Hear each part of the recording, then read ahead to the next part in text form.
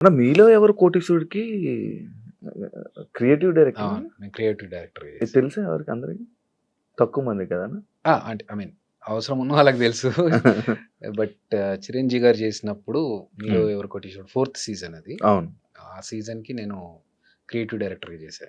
అప్పటికి నీకు ఫేమ్ ఉండే గదా! అప్పటికి 'జబర్దస్త్' చేస్తున్నానుగా. మరి మరి ఎందుకన్నా అది? నాకు చిరంజీవి గారితో వర్క్ చేయడం, ఆయన అప్పటికి ఇంకా 150 రిలీజ్ అవ్వలేదు. అవును. సో, అది షూటింగ్‌లో ఉంది. ఈ ఆపర్చునిటీ ఉంది. హ్మ్. చిరంజీవి గారు చాలా గ్యాప్ తర్వాత హి హ్మ్. ఈస్ కమింగ్ బ్యాక్ ఇంటూ హ్మ్. హ్మ్. సినిమా.